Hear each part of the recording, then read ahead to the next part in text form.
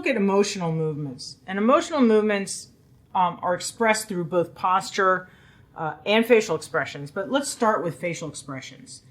And the point I want to make with this series of slides is this is of a patient who has a stroke in the corticospinal tract, the corticobulbar tract, excuse me.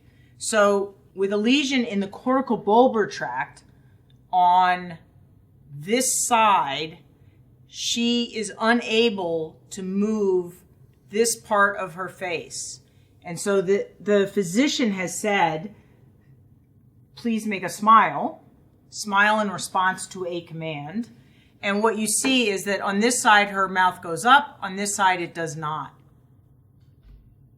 So she's able to move this side because this cortex is intact. It crosses, but this cortex is somehow lesioned, and so she doesn't get the message to that side of the face. Now look what happens when the physician, instead of saying smile, tells a funny joke. So isn't that remarkable? Now you see that she is perfectly capable of moving both sides of the face. She's capable of moving the side of the face that she moved before, but she's also capable of moving this side of the face. Now the physician is telling her to do too many things and she's slightly annoyed. And you see that once again, she's able to move both sides of her face to express her annoyance. And finally, let's look at her as she is at rest. At rest, it looks like her face is pretty symmetrical.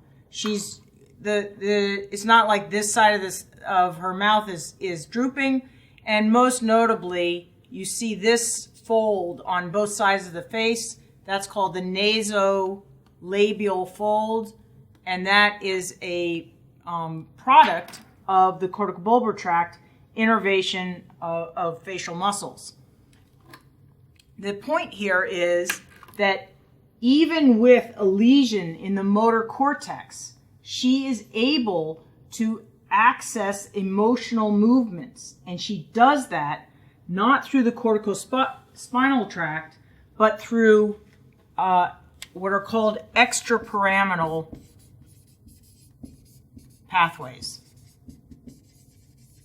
So the corticospinal tract, corticobulbar tract, travels through the pyramids. These are pyramidal pathways, and the emotional movements travel elsewhere.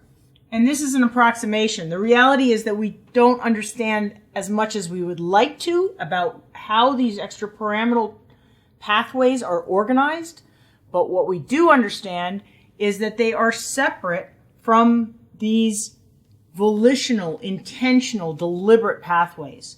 And therefore, an individual who has an inability to produce volitional movements in response to a command has complete ability to do the same movement for some other emotional reason.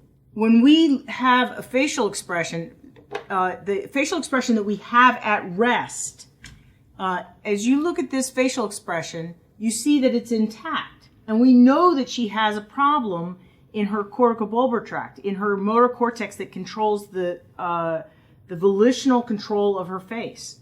And so what that in fact tells us is that the appearance of our face at rest is an emotional act. We produce, the face that we put on is a reflection of our internal emotional state. And we can see that this is what is used in all sorts of art. So here is Rodin's Burghers of Calais. This is one of the burgher. He's about to sacrifice himself.